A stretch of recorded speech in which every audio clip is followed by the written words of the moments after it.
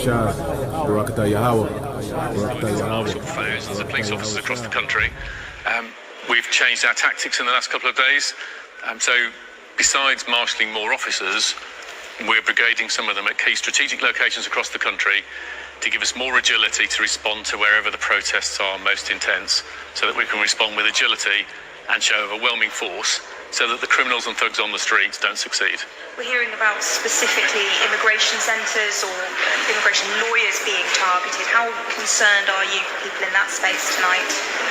So we've seen that list circulated. Obviously, that's at the centre of our planning for tonight. Also keeping an open mind on other possibilities and other intelligence that's coming into our system. That's why we have thousands of officers on tonight. We will protect those people. It is completely unacceptable, regardless of your political views, to intimidate any sector of lawful activity, and we will not let the immigration asylum system be intimidated. They're operating lawfully. The thugs and criminals who are targeting them are not, and we'll stop that.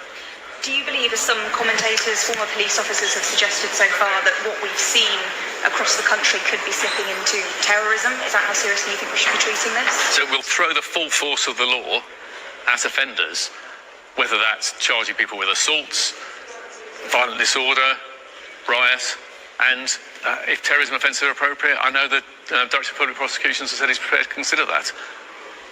We will throw the full force of the law at people. And whether you're in this country committing crimes on the streets or committing crimes from further afield online, we will come after you. Talk to me about that, because we have seen some high-profile figures whipping up the hatred. You talked about it in there with the officers, in fact, about this being added to by online commentary. I mean, I'm even thinking of the likes of Elon Musk getting involved. What are you considering when it comes to dealing with people who are whipping up this kind of behaviour from behind a keyboard, maybe in a different country? Being a keyboard warrior does not make you safe from the law. You can be guilty of offences of incitement, of stirring up racial hatred. There are numerous terrorist offences regarding the sort of publishing of material. All of those offences are in play if people are provoking hatred and violence on the streets, and we'll come after those individuals just as we will physically confront on the streets the thugs and the obs who are causing the problems for communities.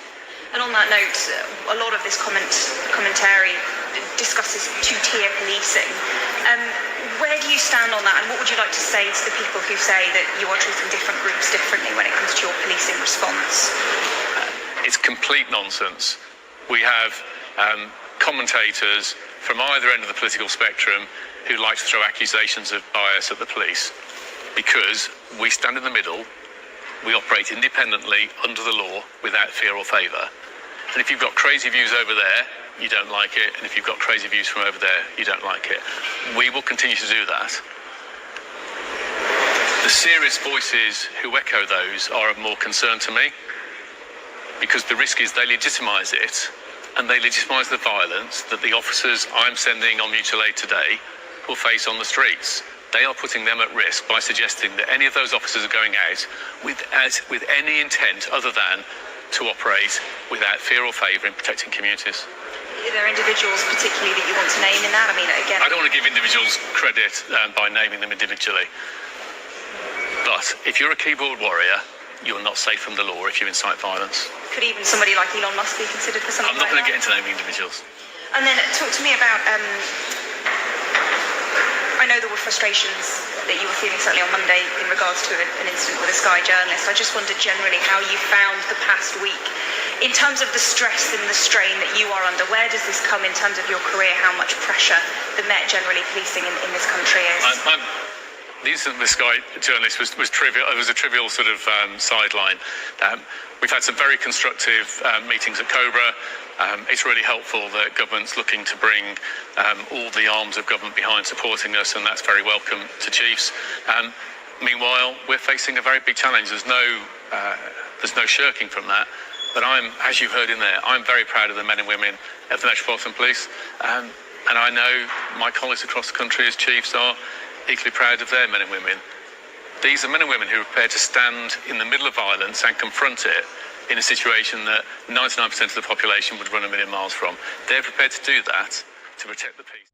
Barakatah Yahweh, Barakatah Yahweh Shai, Barakatah Yahweh, Barakatah Yahweh Shai. I want to give all praise to Yahweh, Ba'ashem, Yahweh Shai, Ba'ashem, Rakah Kwadash. I want to give double honors to the elders and the apostles in Great Millstone, and Barakatham to you brothers decided teaching this truth with faith and sincerity throughout the four corners of the earth. And doing a little lesson on this video I just seen, UK, and as you've seen, he called them keyboard warriors. You know, they're going to start arresting, you know, people that's typing different things, spreading, you know, the truth, the true narrative, you know, on the internet. And they're going to start cracking down over there. And that thing, you know, is going to come to America, because you got the elections coming up, you know, and they're going to put out, you know, this, you know, their own narrative, saying how, you know, basically not wanting any mainstream views, which isn't their own, you know. So a lot of things are going to get, you know, blocked, taken off the internet. And the main thing they want off the internet is this truth, man. That's the main thing Esau wants off the internet, is this truth. He wants to silence, you know, he wants to silence the brothers and, you know, GMS and anyone affiliated with anyone that teaches the doctrine that GMS teaches, okay? And this is Amos chapter 8 and verse 11. Behold, the days come, saith the Lord Yahweh, that I will send a famine in the land, not a famine of bread, nor a thirst for water, but of hearing the words of Yahweh Ba'ashem Yahweh Shai. And ironically enough, it's also gonna be a famine of bread and water, but it is gonna be a famine of hearing His word.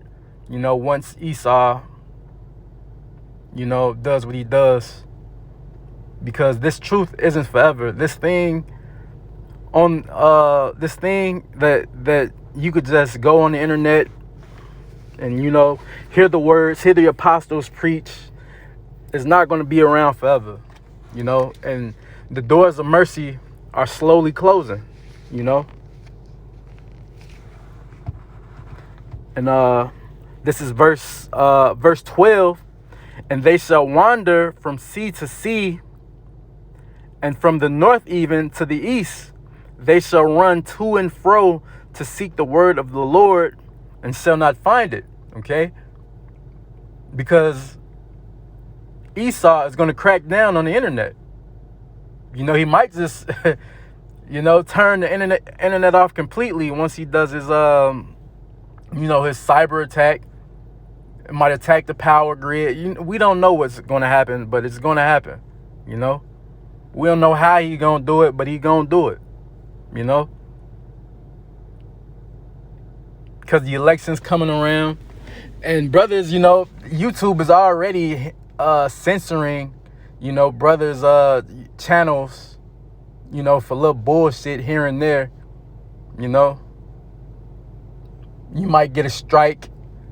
Your channel might be suspended for a week or two or a month, you know. Esau's already been cracking down, but when that time comes, it's going to be, you know, completely down. You won't be able to find it. And, you know, and if you ain't in this truth right now, you know, it's too late for you. You probably in the world, or you just don't care. Now, let me go get 2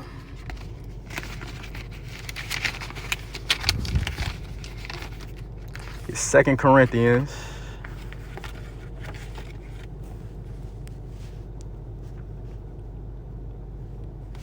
This is 2 Corinthians chapter 4 and verse 3, okay?